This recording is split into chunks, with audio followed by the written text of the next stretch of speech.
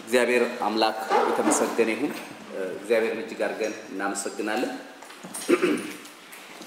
ባለፈው ሳምንት የነበራችሁ ሰዎች እንደምታስታውሱት ስለ የክርስቶስ ስልጣን ጥያቄ እንዳነሱ ፈሪሳውያን ሉቃስ ምዕራፍ 20 ከቁጥር 1 ጀምሮ እስከ 8 ያለውን ባለፈው ሳምንት አይተናል። ሉቃስ ወንጌል ምዕራፍ 20 ከቁጥር 1 እስከ 8 በጣም የሚገርመኝ ይሄን ክፍል ያው ባለፈው ሳምንት ስናየው እንደነበረው ሲያዩ የጌታን አካሄድ አሁን የሚያደርገው ነገር የሚናገረው ቃል ኃይል ያለው ቃል ነው። የሚያደርገው ነገር ደግሞ የሚታይ ነው።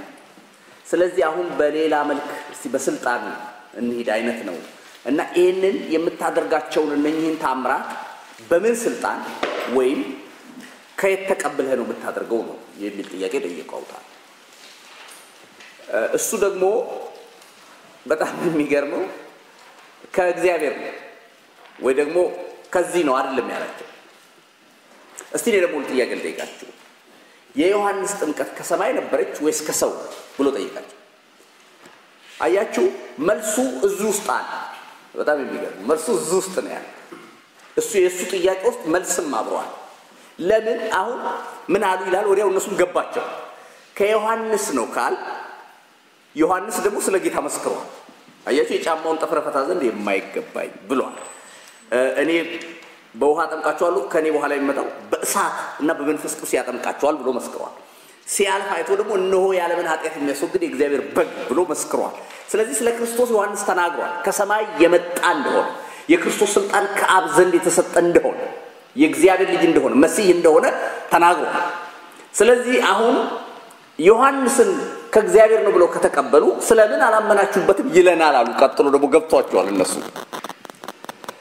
ደግሞ ከምድር ነው ብንል ወይም የእግዚአብሔር አይደለም ብንል ህዝቡ ደግሞ በዛ ጋር የተሰበሰቡ በሙሉ ዮሐንስ ነብይ እንደነበሩ ያምኑ ስለነበር ይወግሩናል አሉ ይላል። የገረመኝ ፈሪሳውያን ትክክለኛ ነገር አይደለም መመለስ የሚያስቡት አሸነፈንና ተሸነፈን ነው። ገባችሁ? እንዲህ ብንል ይባላል እንደ ለአንድ መልስ ለምሳሌ እንደው 2 ሲደመር 3 ስንት ነው ብትባሉ 4 ብንል ሰው ምን ይለናል? 6 ብንል ይባላል እንዴ? መልሱን 5 ነው ማለት ያለባችሁ አይደል? እነሱ ግን አያችሁ የሚመልሱት መልስ ትክክለኛ የሆነውን ነገር አይደለም ወይም ትክክለኛ ነው የነሱን ክብር የሚያስጠብቀው ወይ ከነሱ አስተሳሰብ ጋር የሚሄደው ነው ሁሉ ጊዜ የሚይዙት እንጂ እንደ እግዚአብሔር ቃል ነው ወይ ለእግዚአብሔር ክብር ይሆናል ወይ አይደለም። በህይወታቸው ይሄን እንዳታረጉ። አንዳንድ ሰዎች አይቻሉ መንፈሳዊ ነገር ከሰዎች ጋር ይነጋገራሉ ያወራል። ለምሳሌ ሌላ የእምነት አምልኮ አይነት ያላቸው ሰዎች ሊሆኑ ይችላሉ። ስትነጋገሩ እማታውቁት ከሆነ አታውቁትም በቃ እናቆም ነው ማለት ያለባችሁ። የራሳችሁን ሂሳብ አትስጡ። ከነገራችሁ የእናንተ ዕውቀት አይፈልግም አይሰራም። እሱ የሚፈልገው እንደ እግዚአብሔር ቃል ነው መመለስ ያለባችሁ። ለዚህ ነው ሰዎች እግዚአብሔር ቃል እንዲሞሉ የምናስተምረው ተሞሉ ብለን የምንለው መጽሐፍ ቅዱስ የሚለው ለዚህ ነው። ሰው የእግዚአብሔርን ቃል እንዲነግር ነው እንጂ የሱን ጥሩ ዕውቀት እንዲነግር አይፈልግም። ምክንያቱም ያንቺን ጥሩ ዕውቀት ከተናገርሽ ደግሞ ሌላውን ሁሉም የራሱን ዕውቀት ይናገራል። ትክክል አይደል? የእግዚአብሔርን ቃል ነው። እና እነኚህ ግን ፈሪሳውያን በጣም የሚገርመኝ እንዲህ ብንል እንዲህ ይሆናል እንዲህ ብንል እና ከራሳቸው እንትን አንፃር ነው የሚያዩት ነበር። ግን ጌታ በኋላ ምን አላቸው? አናቅም አሉ። እናንተ ካላወቃችሁ እንግዲያውስ እኔም አልነግራችሁም አላቸው ይላል። ከዛ ግን ስለ ክርስቶስ ስልጣን አይተናል ባለፈው ሳምንት የኢየሱስ ስልጣን ከሰማይ እንደነበረ ማረጋገጫ አይተናል። መጽሐፍ ቅዱስ የነገረን ራሱ እግዚአብሔር በዮሐንስ ሲጠመቅ ደግሞ በዚህ በተራራው ይሄ የክብሩ ተራራ በሚባለው ላይ ከደቀ መዛሙርት ጋር ሶስቱን ዮሐንስ ጴጥሮስንና ማርቆስን ይዟቸው በወጣ ጊዜ በዛ እንዴት በብርሃን እንደተገለጠ እና በዛ የጌታ ድምጽ ከሰማይ እንዴት እንደመጣ በርሱ ደስ የሚለኝ የምወደው ልጅ እርሱ ነው እሱን ስሙት ብሎ አብ እንዴት እንደተናገረለት ራሱ ጌታ ሲናገር ስልጣን በሰማይና በምድር ተሰጠኝ ብሏል። እና ለደቀ መዛሙርቱ ደግሞ ይሄን ሰጥቻችኋለሁ ብሎ ስልጣን ሲሰጣቸው እንደው ከራሱ ስልጣን አልፎ ለሌሎቹ ራሱ ስልጣን ሲሰጥ አይተናልና በተለያየ እንግዲህ የመጽሐፍ ቅዱስ ጥቅሶች የክርስቶስ ስልጣን ከሰማይ እንደነበረ አይተናል። ዛሬ ከዚሁ ጋር በተያያዘ ከቁጥር 9 ጀምሮ ያለው ነው የምናየው። ልክ ይሄንን ንግግር እንደጨረሱ ጌታ ምሳሌ ተናገረ። ያንን ምሳሌ ነው ዛሬ የምናየው። ቁጥር 9 ሉቃስ ምዕራፍ 20 ቁጥር 9 ይህንንም ምሳሌ ለሕዝቡ ይላቸው ጀመረ። አንድ ሰው የወይን አትክልት ተከለ፣ ለገበሬዎችም አከራይቶት ለብዙ ዘመን ወደ ሌላ ሀገር ሄደ። በጊዜውም ከወይኑ አትክልት ፍሬ እንዲሰጡት አንድ ባሪያ ወደ ገበሬዎቹ ላከ። ገበሬዎቹ ግን ደበደቡት፣ ባዶውንም ሰደዱት። ጨምሮም ሌላውን ባሪያ ላከ። እነርሱም ያን ደግሞ ደበደቡት፣ አዋርደውም ባዶውን ሰደዱት። ጨምሮም ሶስተኛ ላከ። እነርሱም ይህን ደግሞ አቁስለው አወጡት። የወይንም አትክልት ጌታ ምን ላድርግ? የምወደው ልጄን እልካለሁ፣ ምናልባትም እርሱ አይተው ያፍሩታል አለ። ገበሬዎቹ ግን አይተውት እርስ በርሳቸው ሲነጋገሩ ወራሹ ይህ ነው፣ ርስቱ ለኛ እንዲሆን ኑ እንግደለው አሉ። ከወይኑም አትክልት ወደ ውጭ አውጥተው ገደሉት። እንዲሁም የወይኑ አትክልት ጌታ ምን ያደርግባቸዋል? ይመጣል፣ እነዚህንም ገበሬዎች ያጠፋል፣ የወይኑንም አትክልት ለሌሎች ይሰጣል። ይህንንም በሰሙ ጊዜ ይህስ አይሁን አሉ ይላል። እንግዲህ ዛሬ የምንነጋገረው በዚህ ላይ ጌታ ልክ ይሄንን ተቃውሟቸው አካሄዳቸውን አየውና እነኚህ ሰዎች የሚቃወሙት ሳያውቁት የእግዚአብሔርን ነገር ነው። አንዳንድ ሰው አያውቅም፣ ዝም ብሎ መቃወሙን ነው የሚያየው። ከጀርባው ግን የእግዚአብሔርን መለኮታዊ ሐሳብ አንዳንድ ሲቃወም ይታያል። አንዳንድ ሰው ከሆነ ነገር ጋር ዝም ብሎ ያብራል ሳያረጋግጥ። ይኸውላችሁ እንደዚህ የሚል ቃል አንብባችሁ አንዳንዶች ሳያውቁ መላእክትን እንግድነት ተቀብለዋል፣ ስለዚህ እንግዶችን ለመቀበል ትጉ ይላል። እና አንድ ጽሑፍ ሳነብ ምን ይላል? አንዳንዶች ሳያውቁ መላእክትን እንደተቀበሉ አንዳንድ ሰዎች በእንግዳ ትምህርት አጋንንትን ይቀበላሉ ይላል። ወይም ያጋንንት ወዳጅ የሚያደርግ አካሄድ ሰዎች ይቀበላሉ። ሳያውቁት ከሰይጣን ጎራ ቆመው ራሳቸውን የሚያገኙበት ጊዜ አለ። የእግዚአብሔርን ሐሳብ ተቃራኒ ሰው ከሆነ ከሰይጣን ሐሳብ ጋር ቆሟል ነው የሚባለው። እና በዚህ ስፍራ እነኚህ ሰዎች ስታዩ የሚቃወሙት የእግዚአብሔርን ሐሳብ ነው። ከዛ ጌታ ምን አላቸው? አንድ ገበሬ የወይን ቦታ ነበረው።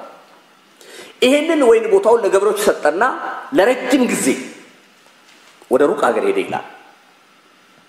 ከዛ በኋላ ከብዙ ቆይታ በኋላ አንድ ባሪያውን ላከ ከወይኑ ፍሬ እንዲሰጡት የሱ ነው። እነሱ ግን ደብድበው አቁስለው ላኩት ይላል። ሌላ ባሪያ ላከ፣ አሁንም ይሄንን ደብድበው አቁስለው ሰደዱት ይላል።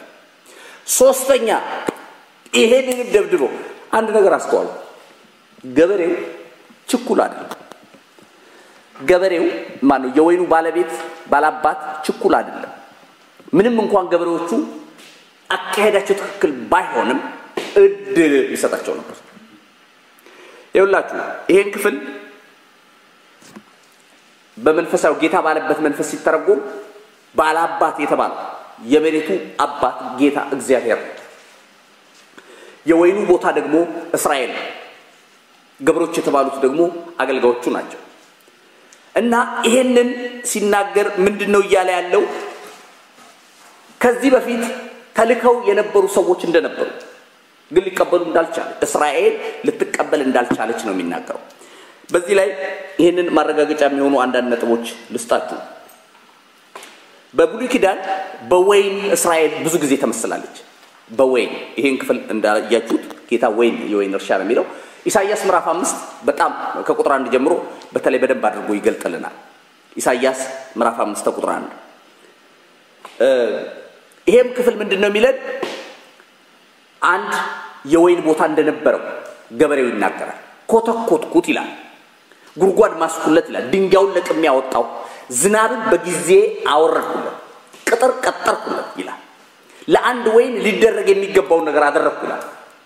ኮተኮትኩት ይላል፣ ድንጋይ ለቅሜ ያወጣው ይላል፣ ጉድጓድ ማስኩለት ይላል፣ ዙሪያውን አጥር ቀጠርኩለት ይላል። እና መልካም ፍሬ ያፈራል ብዬ ተማመንኩ ይላል፣ ግን ኦንጣጣ ፍሬ አፈራ ይላል።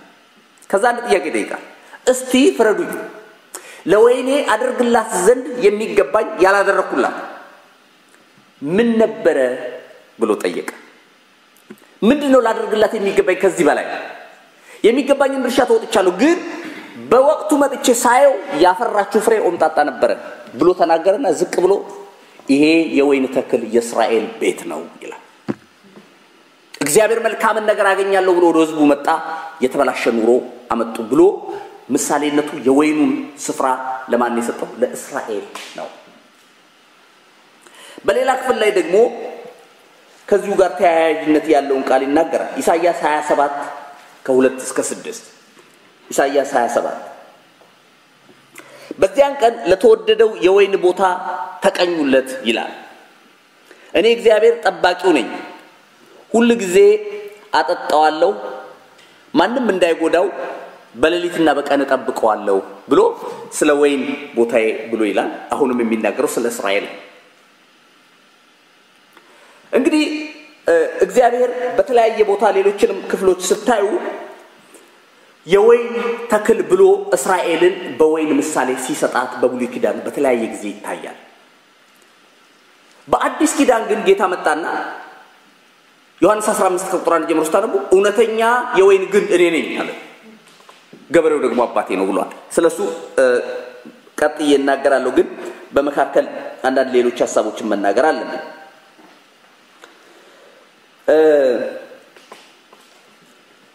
እግዚአብሔር ሁሉ ጊዜ የሚጠበቅበትን ድርሻ ሳይወጣ ሰዎች ድርሻቸውን እንዲወጡ አይጠይቅም።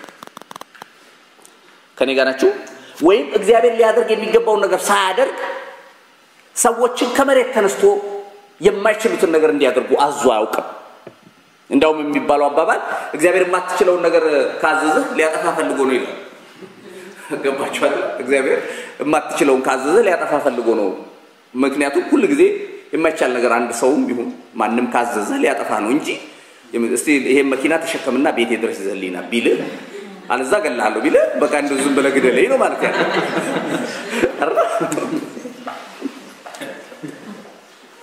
ወይም ደግሞ ዛሬ አንድ ቀለል ያለ ትእዛዛለሁ እየበረርክ ቤቴ ልትመጣ ገባለ። ሰው ሊሆን የማይችለው አይነት ነገር አዞ ካዘዘ ይሄ ሊገል ይፈልጋል ነው የሚባል አይደል? ነገር የሚፈልጉ ሰዎች እንደዛ ናቸው። ታውቃለህ፣ ድሮ ተረት ምናምን አረበባችሁ በእንደዚህ በልጅነት መጽሐፍት ላይ ብዙ ተረቶች አሉና ጅብና ያ ወዳጅ ሆነው ምናምን ነገር ሲፈልግ የማይቻል ነገር ነው የሚጠይቃት አህያዋን ሊበላስ ስለሚፈልግ ማለት ነው። ኦሬዲ እሱ ወስኖ ነው። እና አህያ በተፈጥሮ አዘመ ብላ እኚ ማለት ተወዳለች ወይ ሳቅሽብኝ ብሏት ገባለ። እንደዚህ አይነት እንትን ነገር የሚፈልጋል ለልህ ነው። እሺ እንደው ምን ልለው እግዚአብሔር ሲጠይቅ የሚጠበቅበትን ድርሻ ተወጥቶ አይቆጥቆጥ ይላል። የሚገባኝ አድርጌያለሁ በቃ ዝናብ ለወይን ከዚህ በላይ ምን ይደረግ ስለሌለው ጠየቅ። እስቲ ላደርግላት የሚገባኝ ከዚህ በላይ የወይን ጠላት አንዱ ቀበሮ አይደለ? እንደዛም በባቸዋል ጥቃቅኑን ቀበሮች አጥመዳችሁ የወይን ስፍራችንን እንዳያበላሹ ይላል። እስራኤል በተበላሸ ነገር ውስጥ ተይዛ ነው የሚለው እግዚአብሔር። ጥቃቅን የሚባሉ ቀበሮች አሉ። ትልልቁ ቀበሮችን ለመያዝ እንትን ብለዋል፣ ግን ትንንሾችን ቀበሮች ንቀው ነበር እና ጥቃቅኑን ቀበሮች አጥመዳችሁ ያዙልን ይላቸዋል። እስቲ በዚህ ላይ ትንሽ ልናገር። አንዳንድ ሰው ትልልቅና ግዙፍ በቀላሉ ሊጠለው የሚችለው ነገር ይጠነቀቃል። ትንንሾቹን ግን ብዙም ግድ አይሰጠው። ከኔ ጋር ናቸው? የትንንሾቹን የመናቅ ነገር አለ። አንድ ነገር ልንገርህ። ይኸውልህ ትልቁ ቀበሮ የወይኑን ተክል መጥቶ በአንድ ሰዓት ውስጥ ቦጫጭቆ ሊጠለው ይችላል ወይም ሊቆርጠው ይችላል። ትንሿ ቀበሮ ግን በ15 ቀን ይሆናል እንጂ ቆርጣ ትጠለዋለች። ልዩነቱ የጊዜ ነው እንጂ ቀበሮ ይቆርጣል። ኃጢአት እንጂ በህይወታችሁ ትልልቅ የሚመስለውን ማስወገዳችሁ ተገቢ ነው። ትንንሹንም ፈቃድ አትስጡ ወይ እድል አትስጡ። ለምሳሌ ይገዘግዛል፣ ቀን ጠብቆ ይጥላል እንደ ትልቁ ኃጢአት። ስለዚህ በር ነው መዘጋት ያለበት ለሁሉም ነገር። እግዚአብሔር ይርዳል እንጂ በተቻለ መጠን ለምንም ነገር ክፍተት ብታበላሹ እንኳን ተጸጸቱ። ይሄንን ነግራችኋል እንዳማ እግዚአብሔር ያውቃል። መልአክ በአንድ ጊዜ እንደማን በሰው የህይወት ጎዳና ላይ ሰው ሊያበላሽ እንደሚችል ስለሚታወቅ እግዚአብሔር ንስሐ የሚባል በር ሰጥቷል። አውቀው ያጠፉ እንዲገቡበት ሳይሆን የተሸከምነው ስጋ ብዙ ጊዜ እንደሚባለው ዘፍጥረት ላይ በእባቡ የተነደፈ የተመረዘ ስለሆነ አንዳንዴ ይጎተታል፣ ሳያውቀው ያበላሻል፣ ያጠፋል። ቶሎ ብሎ ግን በትክክለኛው መስመር ውስጥ መግባት መቻል አለበት። አማኝ ይሄ ነው። በቃ ቶሎ ብሎ መጸጸት መቻል አለበት። አንድ ነገር ቢያበላሽ፣ ቢናገር፣ ቢያስብ፣ ክፉ ቢያደርግ መጸጸት መቻል አለበት። አንዱ ከዓለማዊ ልዩ የሚያደርገን ይሄ በአበላሽተን ሳርስ ፋይዳ ነው አይደል? ገባር ሰራሁለት ብለህ ከተኛ አንተ ጾም ጸሎት ያስፈልጋል ወይ ወደ አገልጋዮች መተህ በደንብ ተደርጎ ልጸልይልህ ይገባል ማለት ነው። አበላሽተህ እንቅልፍ ልትነሳ ይገባል። መረበሽ መቻል አለብሽ። ይሄ የአማኝ ግዴታ ነው። እና እንግዲህ ስለ ወይኑ በተለያየ መንገድ እግዚአብሔር ተናግሯል። ግን ደስ የሚለኝ እኔ ጠባቂው ነኝ ይላል እግዚአብሔር። የወይኑ ቦታ ጠባቂ የሰራዊት ጌታ እግዚአብሔር።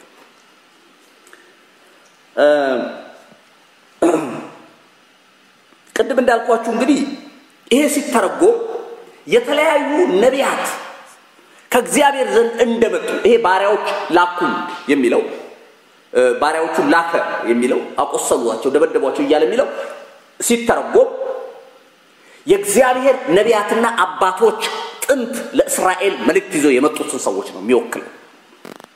ከእግዚአብሔር አብ ዘንድ ተልከው መጥተዋል። የጌታ ባሮች የሰራዊት ጌታ እግዚአብሔር እንዲህ ይላል ብለው የተናገሩ ነቢያት ነበሩ።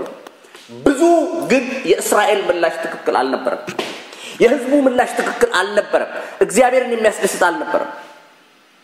በተለይ መጽሐፍ ቅዱስ ውስጥ ከሚያስደነግጡኝ ቃሎች አንዱ አይ ቲንክ ኢዮአቄም ይመስለኛል፣ ስሙን መቶ እርግጠኛ አይደለሁም። ንጉስ ነው እና እነ ኤርሚያስ ትንቢቱን መጽሐፍ አምጥተው ሲያነቡ ፊቱ የእግዚአብሔር ቃል ነው። እስቲ እግዚአብሔር ምንድነው አረጋለሁ ያለው ተብሎ ሲያነቡት ክፉ ነገር የተጻፈው እንዳለ እግዚአብሔር በክፉ ነገር አመጣለሁ ነው ምድሪቱ ላይ የሚለው። እሱ ደግሞ በክረምት ቤቱ ተቀምጦ ነበር አንብቡልኝ የሚለው።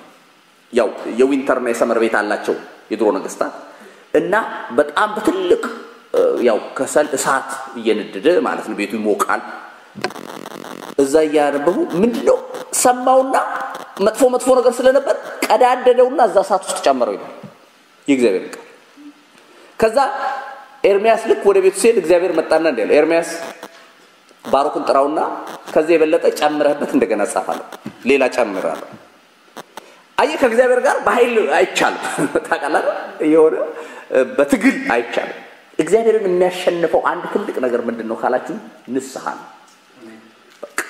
የሰራዊት ጌታ እግዚአብሔርን የሚያሸንፈው እኔ አልችልም፣ እኔ ደካማውን ኃጢአተኛውን ይቅር በለኝ ብለህ ዝቅ ካልክ እግዚአብሔር ይሄን ረግጦ ማለፍ አይችልም፣ ይሸነፋል። አመፀኛ ብትሆን ምሕረት ያደርግልሃል፣ አስቸጋሪ ሰው ብትሆኚ ይቅር ይልሻል። ለምን? እግዚአብሔር በዚህ ያምናል። ግን በሌላ መልክ በፈለግከው አይነት አካሄድ እግዚአብሔርን ማሸነፍ አይቻልም። በላለታ አስጨምራለህ ነው የሚባለው እንደ ንጉሱ። እና ብዙ ነቢያት ለነቢያት የተመለሰው ምላሽ ጥሩ አልነበረም። እስቲ ኤልያስን አስቡት። የሆነ የእግዚአብሔርን ሐሳብ ተሸክሞ የመጣ ነብይ ነው። ግን አገሪቱ በሙሉ ተፋቸው። ነገስታቱ አልተቀበሉት፣ ካህናት አልተቀበሉት፣ በዘመኑ የነበሩ አማኝ የሚባሉት እስራኤል በሙሉ አልተቀበሉ። ስለዚህ ነው ጫካ ለጫካ ሲሰደድ ይኖር። ግን ለእግዚአብሔርን መልእክት የያዘ ሰው ነው። የእግዚአብሔር መልእክት በውስጡ የነበረ ነው። አየ ነገስታት እንዲህ ብሎ ሲጠይቁ አልሰማ የእግዚአብሔርን ቃል የምንጠይቅበት ሰው በዚህ የለም ወይ ብሎ ሲል አባረው ኤልሳን ከጫካ አስወጥቷል፣ አባረው ገፍተዋል። በየዘመናቱ የእግዚአብሔር መልእክት ሊቀበሉ አልቻሉም። ለዚህ ነው ዕብራውያን ምዕራፍ 1 ከቁጥር 1 ጀምሮ እስከ 4 ይሄንን አሁን የምናወራውን ቃል በትክክል ይገልጣል። ዕብራውያን ምዕራፍ 1 ከ1 እስከ 4 ከጥንት ጀምሮ ይላል በብዙ አይነትና ጎዳና እግዚአብሔር ለአባቶቻችን በነቢያት ተናግሮ ሁሉ ወራሽ ባደረገው ደግሞ ዓለማትን በፈጠረበት በልጁ በዚህ ዘመን መጨረሻ ተናገረን። እርሱም የክብሩ መንጸባረቅና የባህሪው ምሳሌ ሆኖ ሁሉም በስልጣኑ ቃል እየደገፈ ኃጢአታችንን በራሱ ካነጻ በኋላ በሰማያት በግርማው ቀኝ ተቀምጧል ይላል እና ከመላእክት የከበረን ስም እንደመውረሱ መጠን ከመላእክት እጅግ ይበልጣል። ሃሌሉያ። አጠር አድርጌ ላብራራው ይሄን ሐሳብ። እግዚአብሔር ከጥንት ጀምሮ በብዙ አይነት በብዙ ጎዳና ለአባቶቻችን በነቢያት ተናግሯል። ለእስራኤል በተለያየ መንገድ እግዚአብሔር ተናግሯል። በህልም ተናግሯል፣ በራእይ ተናግሯል፣ በነቢያት ተናግሯል፣ በአባቶች በእነ አብርሃም በእነ ዳዊት ተናግሯል። ከዛ አልፎ ደግሞ አልሰማ ሲሉ አሁን ይሄ ባሮቹን ላከ ማለት ይሄ መጨረሻ ላይ ግን ሁሉን ወራሽ ባደረገው ደግሞ ዓለማትን በፈጠረበት በልጁ በዚህ ዘመን መጨረሻ ተናገረን ይላል። ሃሌሉያ። ምን ማለት ነው? ልጁን ላከው ነው የሚለው ማለት ነው። እስካሁን ነቢያት ተላኩ፣ እየወገሩ ነው፣ እያቆሰሉ ነው፣ ምላሻቸው ጥሩ አይደለም። አሁን ግን ይሄንን ያፍሩታል ብሎ ልጁን ላከው። እነሱ ግን የሚያፍሩ አይደለም፣ ለመግደል የተዘጋጁ ነው የሆኑት። እሺ ወደ አዲስ ኪዳኑ ሐሳብ ስንመለስ እስራኤልን የወይን ግንድ ሲላት እንደነገርኳችሁ ለብዙ ዘመን ኖሯል። እንደ ግንድ አድርጎ የተጠቀሰው ብዙ ጊዜ ካያችሁ አብርሃም የወይኑ ግንድ ተደርጎ የተጠቀሰው እና የአብርሃም ዘር የሆኑት ናቸው ቅርንጫፎች ሆነው የኖሩት። ስለዚህ ነው የወይኔ ቦታ እያለ ሲናገር ስለ እስራኤል ነው የሚያወራው። በቃ ስለ አብርሃም ዘር ነው የሚያወራው። በአዲስ ኪዳን መጣና ኢየሱስ ግን አዲስ ሥርዓት አወጣ። አሁን ከእንግዲህ በኋላ አብርሃም አይደለም ግንዱ፣ እውነተኛው የወይን ግንድ እኔ ነኝ አለ። አሁን አዲስ ሥርዓት ተደርጓል። በዚህ ውስጥ መግባት ይቻላል። እዛ ከበረሃ መጥተህ የተጣበቅ ነህ የሚል አላነበባችሁም? እዛ ሮሜ ላይ መተን ተቀላቅለን ኢየሱስ የተባረከ ይሁን በክርስቶስ ሆኖ ነው እንጂ እኛ ይሄንን መብት እኮ የለንም። ታውቅ ነበር? በትውልዳችን እኮ በዘራችን የሌለን እኮ ይሄ አሁን እያገኘን ያለነው ሥርዓት በክርስቶስ መሆናችን እንጂ የማን ዘር ነኝ እኔ? የሮቤል ነኝ? የምናሴ ነኝ? የዳን ነገድ ነኝ? ማን ነው ዘሬን የሚያውቀው? አይደል? የዳን የጋድ ያሴር ነኝ አይደለም። የሰራዊት ጌታ እግዚአብሔር ልጁን ስለላከ አሁን በክርስቶስ የሆነው ዘር ውስጥ ነው ይገባል። ለዚህ ማረጋገጫ መጽሐፍ ቅዱሳዊ ጥቅሶ ይልስጣችሁ። ሮሜ ምዕራፍ 2 ከ28 እስከ 29 ሮሜ ምዕራፍ 2 ከ28 እስከ 29 በግልጽ አይሁዳዊ የሆነ አይሁዳዊ አይደለም፣ በግልጽ መገረዝ አይደለም፣ በስውር አይሁዳዊ የሆነ አይሁዳዊ ነው። አሁን በአዲስ ኪዳን ሲመጣ አለ በግልጽ አይሁዳዊ ነኝ የሚለው አይሁዳዊ አይደለም ማለት። አሁን ያ የተገረዘው እሱ አይደለም መገረዝ አለ፣ በመንፈስ የሆነ መገረዝ ነው። እግዚአብሔር ይባረክ። ደግሞ አይሁዳዊ የሆነው ስለሆነው ሲናገር አሁን በክርስቶስ ነው አለ አይሁዳዊ። ሃሌሉያ። አንዴ መጽሐፍ ቅዱሳዊ ነው። እሺ ለዚህ ደግሞ ጥሩ ማስረገጫ የሚሆንላችሁ ገላትያ ምዕራፍ 3 ከ6 እስከ 7 ነው። ገላትያ ምዕራፍ 3 አብርሃም በእግዚአብሔር አመነ፣ ጽድቅ ሆኖ ተቆጠረለት። እንኪያስ ከእምነት የሆኑት እነዚህ የአብርሃም ልጆች እንደሆኑ እወቁ አለ። ዛሬ ክርስቶስን አንድ ሰው ሲቀበል እዛ ህብረት ውስጥ ይገባል ነው። ክርስቶስ ወዳዘጋጀው ወደ ወይኑ ግንድ ላይ እንደሚቀላቀል ነው የሚነግረን። አንድ ነገር ገባኝ። ሌላው ስለ ወይን ሁሉ ጊዜ ያወራል። ወይን በነገራችን ላይ ስለ ወይን ቀስ ብላችሁ ካጠናችሁ ስለ ወይን ተክል የምታውቁ ብዙዎቻችሁ ታውቃላችሁ ብዬ አስባለሁ። ግንዱ ምናምን ወይን ግንድ ምናምን ሲባል የሆነ ዶፍራም ነገር አስባችሁ አታውቁም አይደል? እንደሱ የምታስቡ ካላችሁ እንደዛ አይደለም። የወይን ግንድ ማለት ሐረግ ነው። በነገራችን ላይ በአልጋ ተደርጎለት ምናምን ነው አገር ቤት ብዙ ጊዜ ያውቃሉ። ገባለ ዝም ብሎ እንኳን መቆም የማይችል በአልጋ ተደርጎለት ምናምን ነው የሚደረገው እንጂ እንደዚህ ቀጥ ያለ ዛፍ ምናምን አይደል። እና ምንድነው የሚሉት የመጽሐፍ ቅዱስ አዋቂዎች? ወይን ከፍሬው ውጪ ምንም የሚጠቅም ነገር የለም። ታውቃለህ? የወይን ዛፍ ነው ቅርንጫፍ ነው ምናምን ተብለ ሲጠበቅብህ ፍሬ ታላፈራ ምንም አጠቅም ነው የሚባለው። እሳት ውስጥ ሁሉ ተጣላለ ሲባል ምናምን እንድታበስል ተብሎ አይደል? ምንም አይደለም። በቃ እንጨቱ የወይን እንትን ተለምልሞ እንደ እሳት አቀጣጣለ ተብሎ ማያውቅም። እንደዛም አይነት ስራ የለው። እና ጌታ ለዚህ ነው እውነተኛው ወይን ግንድ ነኝ፣ ቅርንጫፎቹ እናንተ ናችሁ። ፍሬ የማያፈራው በኔ ያለው ቅርንጫፍ አባቴ ይቆርጠዋል፣ ገበሬው ይቆርጠዋል። ያለ ፍሬ ሌላ ዓላማ የለውም ነው። ፍሬ ብቻ ነው የሚጠበቅበት። ደግሞ የሚያፈራው አብዝቶ እንዲያፈራ ይገርዘዋል ይላል። በጣም ሁሌ የሚገርበኝ የማያፈራው ይቆረጣል ይላል፣ የሚያፈራው ይገርዛል ይላል እና በሁለቱም መቀስ ያልፋል ይላል። ገበር ያኛው እስከ ጨርሱ ቆርጦ ሊጥለው አንተም የበለጠ እንድታፈራ ትገርዛለህ። ተግባባን? ይገርዛል አይታችሁ እንደሆነ ይቆረጣል እና የበለጠ ብዙ ፍሬ እንዲያፈራ ይደረጋል። እና በጣም የሚገርመኝ ዝቅ ብሎ ምንድነው የሚለው እዛው ዮሐንስ 15 ወደ ቁጥር 7 ላይ ስታነቡ ብዙ ፍሬ ብታፈሩ አባቴ በዚህ ይከብራል የሚል ቃል አለ። ብዙ ፍሬ ብታፈሩና ደቀ መዛሙርቴ ብትሆኑ አባቴ በዚህ ይከብራል። ለመሆኑ ፍሬ ምንድነው? ፍሬ ምንድነው? ፍሬ ባጭር ቃል ካራክተር ነው። ባህሪ፣ የተቀየረ ባህሪ ማለት ነው።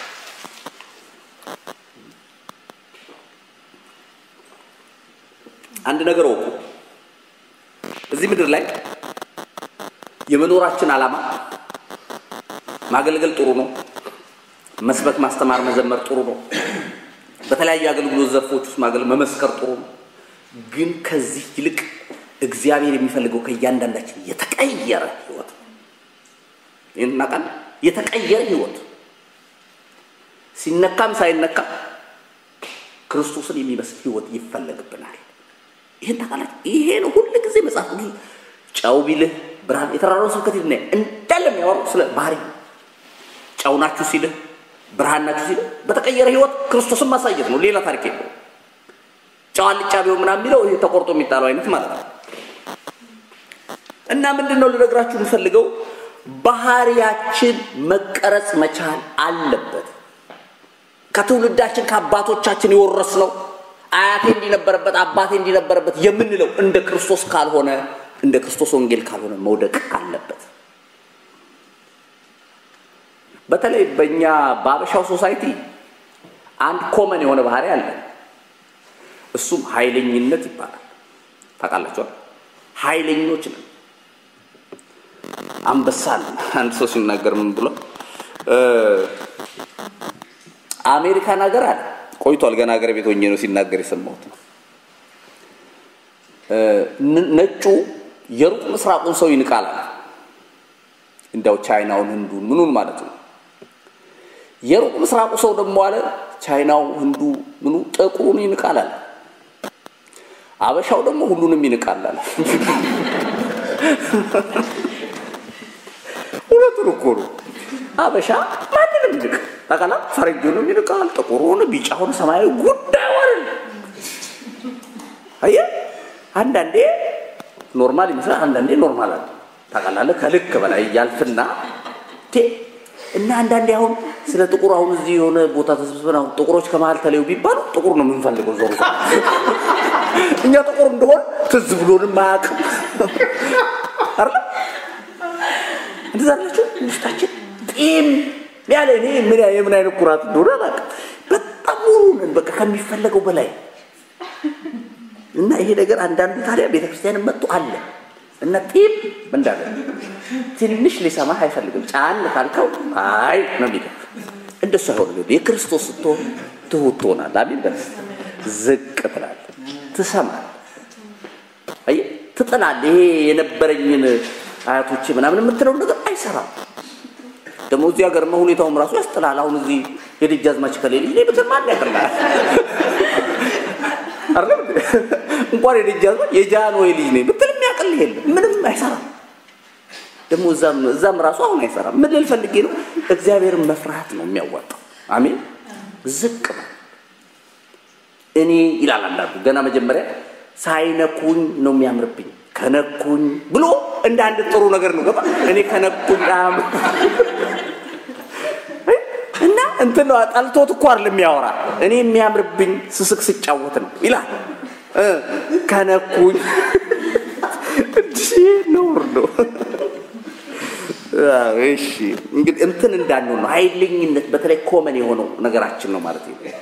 መጣል ትሁት ሆነ ያስፈልጋል። የተለያዩ ካራክተር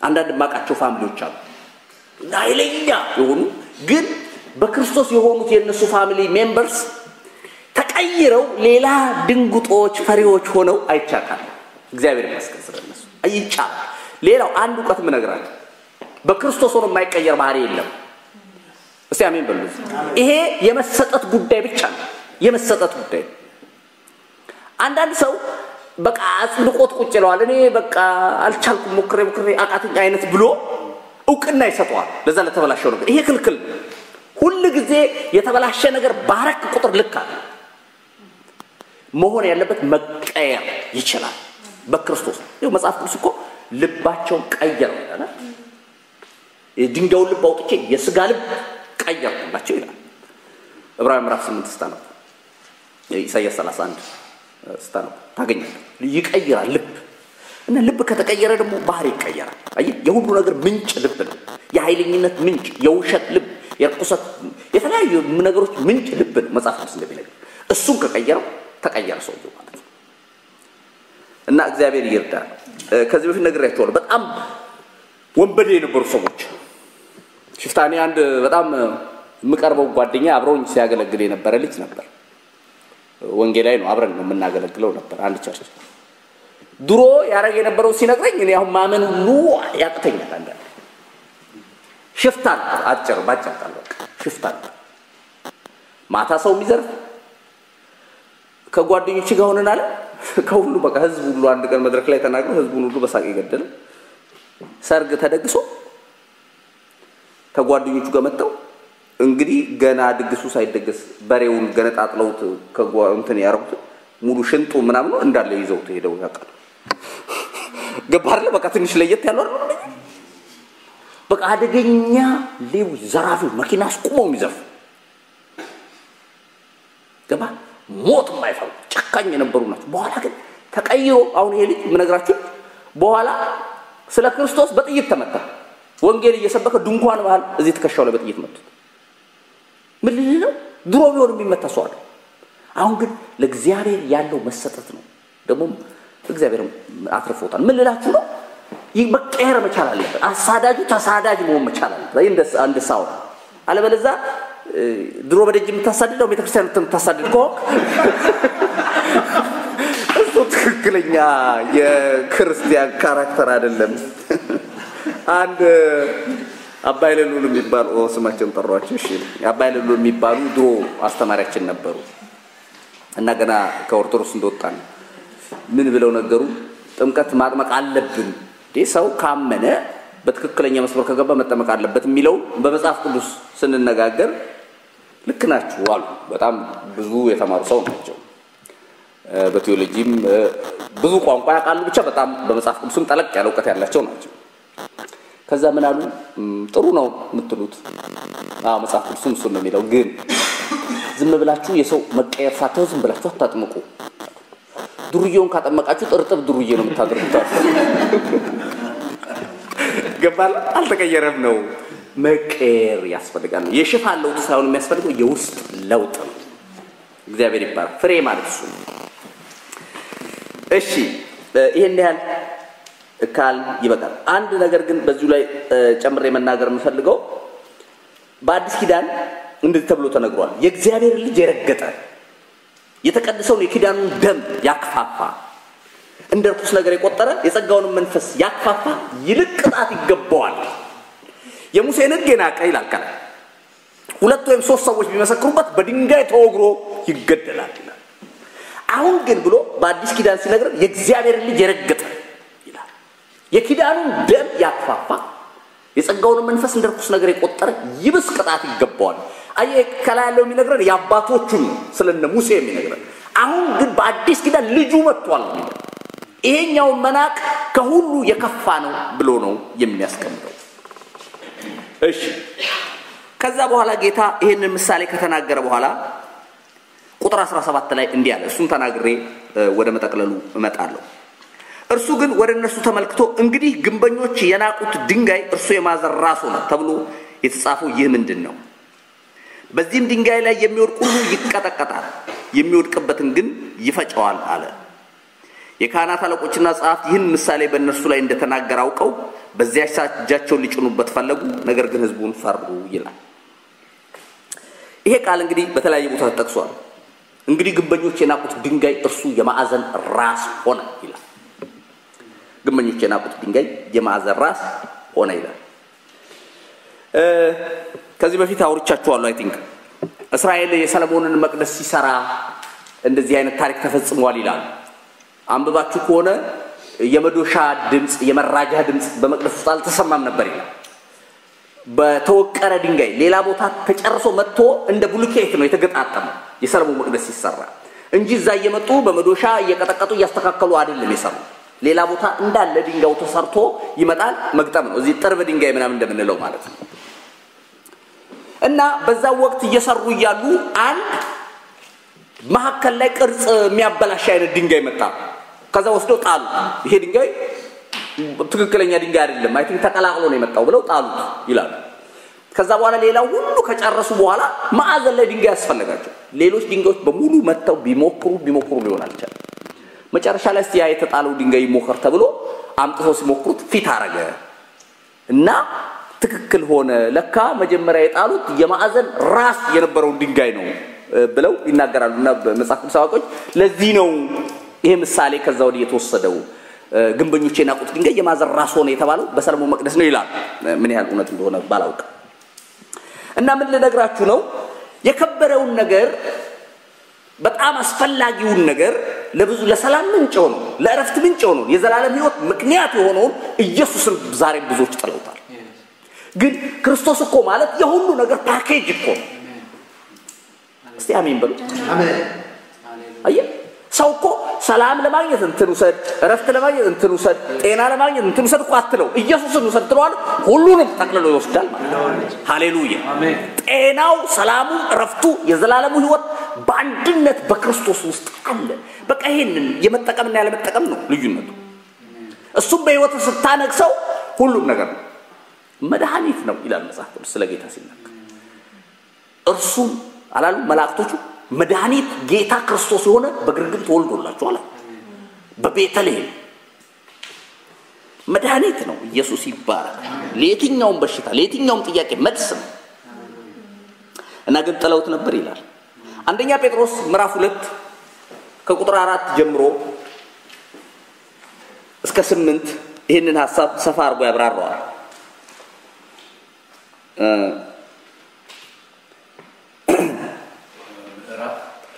አንደኛ ጴጥሮስ ምዕራፍ 2 ከ4 እስከ 8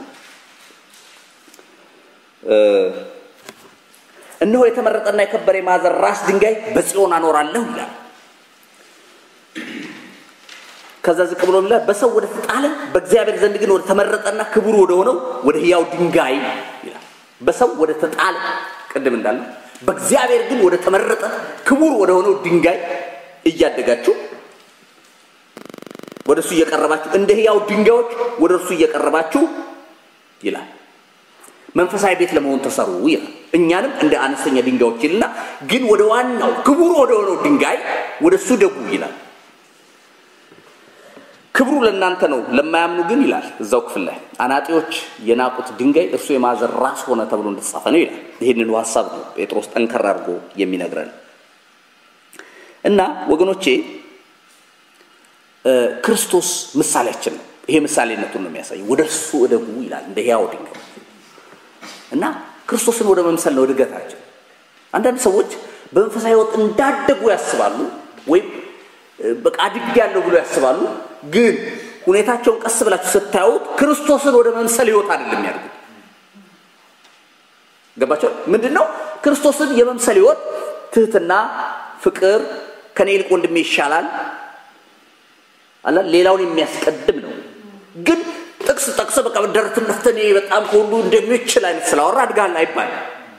ወይም እያደክ ያለው ክርስቶስን ወደ መምሰል ነው አይባልም። ክርስቶስን ወደ መምሰል የሚያድግ ሰው ያስታውቃል በፍሬው። እንደውም የአረቦች አባባል ነው የሚሉት አለ በስንዴዎች መካከል ቀጥ ብሎ የሚቆመው እንክርዳድ ነው ይላሉ። ገባችሁ? ፍሬ የሚያፈራው ያጎነብሳል ነው የሚባለው። ስንዴ ያፈራው ሁሉ ጊዜ ያጎነብሳል ነው የሚሉት። ፍሬ ያለው ነገር ሁሉ ጊዜ ዝቅ ይላል ማለት ነው።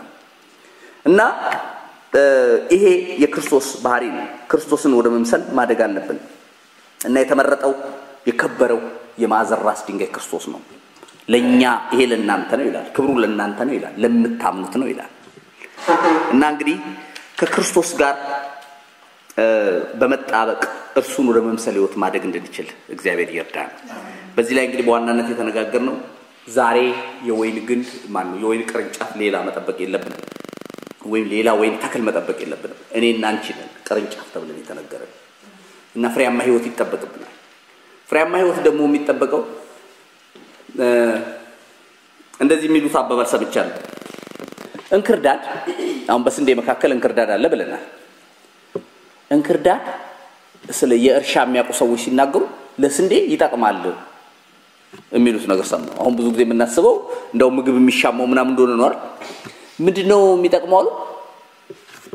ንፋስ መጥቶ በሚያወዛውዘው ጊዜ ይሄ የእንክርዳዱ እሾ ስንዴውን ይወጋጋዋል። ሲወጋጋው በጣም ፍሬያማ እንዲሆን የሚያደርገው እሱ ነው የሚል ሰምቻለሁ። ምን ያለው እውነት እንደሆነ ባላውቅም ምን ልነግርህ ነው? አንዳንዴ የሚወጋጋህን ነገር አትጥላው። ተግባባ? አብሮ እየኖረ አንዳንዱ የሚወጋጋ ይሆናል፣ አንዳንዱ ከደጅ ይወጋጋ። አትጥላ። ፍሬያማ እንድትሆን የሚያደርግ እሱ ነው። ይኸውልህ ካራክተር የሚገለጠው የሚያድገው በችግር ውስጥ ነው። ገባ? አለዛ እኮ ጸጥ ብለህ ሁሉ በሰላም ከኖር እኮ የሰው ባህሪ በምን ይታወቃል? አሁን ይሄ ሁሉ ዝም ያለ ዝምተኛ ነው ነው ሊሆን ይችላል አይደለም? ሁሉ ዝም ካለ አይደለም እንዴ? ዝም እንዳለ አይደለም። አንዳንዱ ተነካው ነው የሚታወቀው አይደለ? የሆነ ነገር ሲመጣ ከዛ በኋላ ዝም ካለ ይሄ ሰውዬ ጥሩ ነው ባህሪው ማለት የሚቻለው እንጂ እስኪነካ ድረስ ከሆነ ዝም ያለው አንበሳም እንደዛ ነው፣ ነብርም እንደዛ ነው። ካልነካው አይነካው፣ ተነካው ግን አንበሳነቱ ነብርነቱም ይመጣበታል።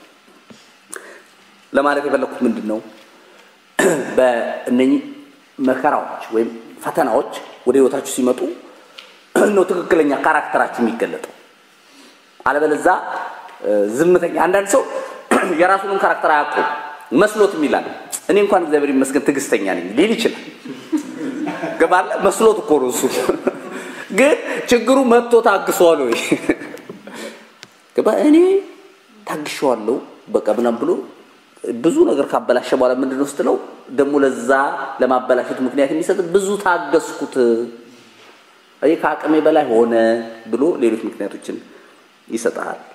እሺ እግዚአብሔር ይርዳል። ቀላል ስለሆነ አይደለም ይሄን የምንለው፣ ግን በክርስቶስ ስለሚቻል ነው። እግዚአብሔር አምላክ የተመሰገነ ይሁን።